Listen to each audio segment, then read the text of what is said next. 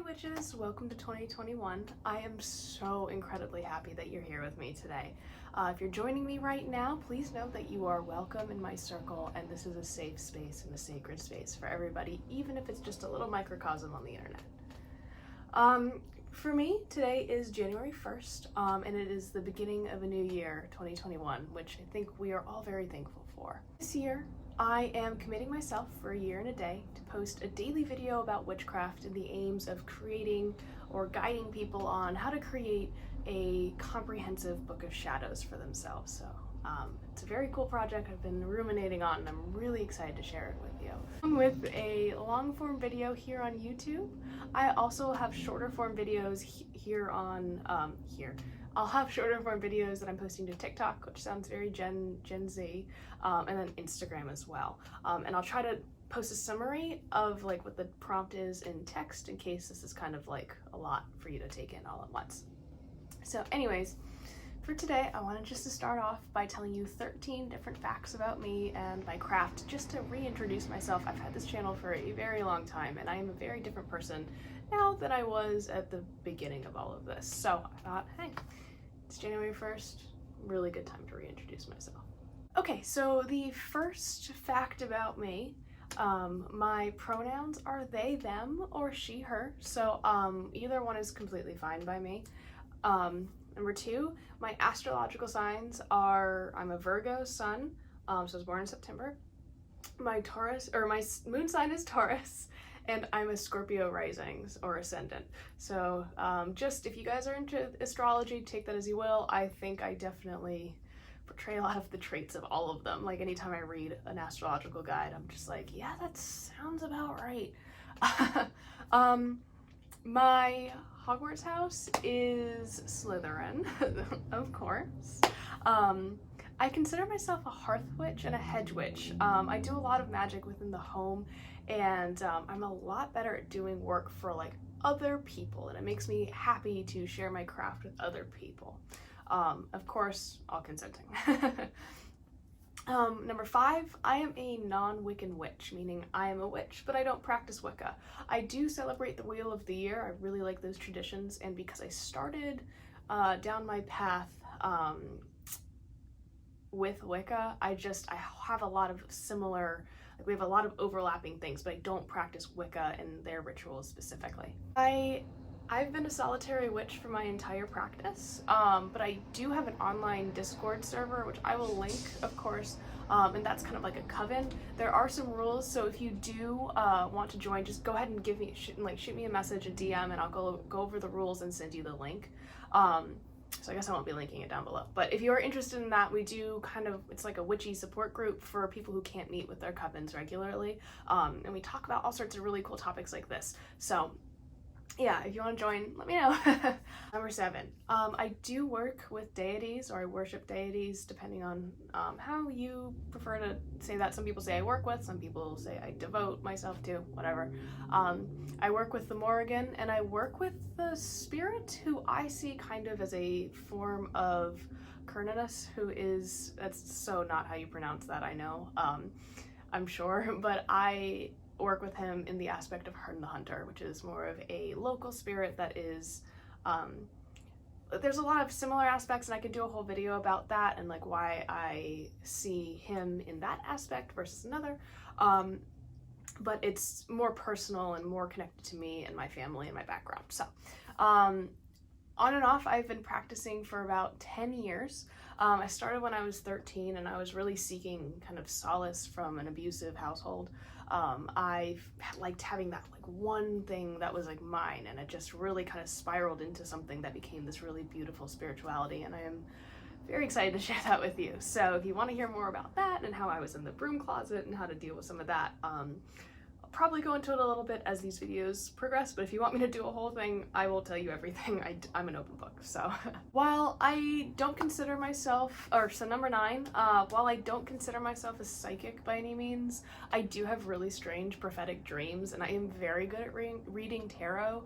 I definitely have imposter syndrome about this because I'm like, no, but anytime I've read for anybody, I remember like right when I was kind of finishing up college, just like going to a party and someone's like, oh, this girl reads tarot cards, and I was like reading for people and I had this whole stream of conscious. It was beautiful. I'm pretty good at it, and it's like a weird little humble brag. So there's that.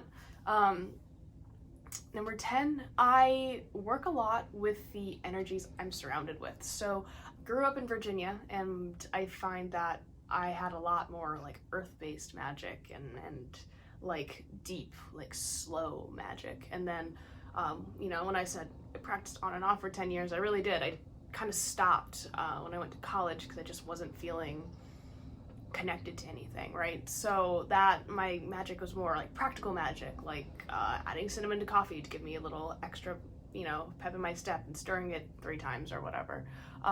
Now that I am out of college and kind of like an adult, which is I don't know if I consider myself an adult yet. We still eat dino nuggets in my house, but I live in Appalachia, which is Appalachia. It's really hard for me to say, but I'm surrounded a lot more by these huge like mountains and stones, so I feel like my magic is once more changing to feel like starker and more abrupt, right? And like in your face. So it's kind of interesting to track that, and I would like to hear more about like how you guys feel about how your environment you know, affects your work. I don't really, okay, so number 11, I don't really have any familiars. I do collect bones, and I do work with the spirits of the animals that you know, came from. All of the bones that I collect are 100% ethical, have either been gifted to me, like by people who are like, hey, I was hiking and I found this. Do you want it? You're creepy, right? So like they've been gifts, or just things that I've found. And I mean, especially when I was in high school and stuff, I just like stumbled upon dead things, and people just happened to be like, oh yeah, you like this? Here, this, you know, take it. So that's been really cool. But I do work with some of the energy that they provide me, which I am very thankful for, and I really try to take care of my animals. Like I said, I don't really have any familiars, but my partner and I do have a little black cat named Jack, and I have a ball python. He's a baby. He's only like this big. He's really cute. His name is Salazar, after Salazar Slytherin, who I know was like evil, but I just think it's a cool name for a snake. So and we also don't know the gender of the snake. Not that it really matters, but we're trying to figure out if we should call the snake Sal or Sally. So I figured it would be an easy name to, you know, switch. Anyways, number 12, my favorite type of like work or magic to do is candle magic. I love candles. Like, give me all the candles. Give me jars and give me candles. I like candle magic and protective magic. That is really like what drew me to the craft. I really had to work in a way that made me feel like I was protecting myself from things that I couldn't control, or didn't even really know that I needed to control, or shouldn't have had to. But anyways, I really drew on that protective energy from the gods that I follow, and they really helped me in some binds where I have felt powerless. And you know, anyways, that's again is a whole other video, but I love that kind of like hearth magic, and it's very accessible to me. I live in an apartment, so, and I live in a historic downtown area, so you'll probably hear cars going by, sorry.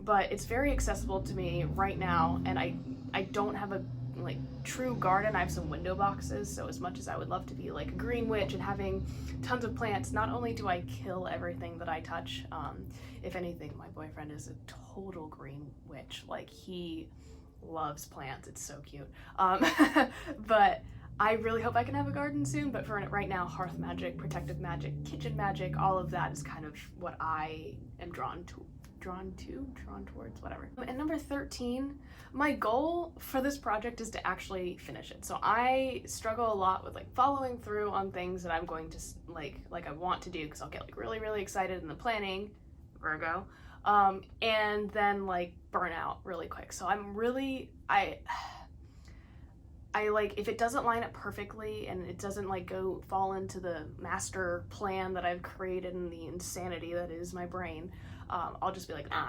but I'm really hoping that, no, pause, let me back up. I intend to finish this, and I'm putting that, and I'm setting that intention. I figure I can talk about witchcraft 24/7, like, why not? I don't care, you know, if 2 people are watching this or 2 million. I want to finish it. and that's what I'm gonna do. So mote it be.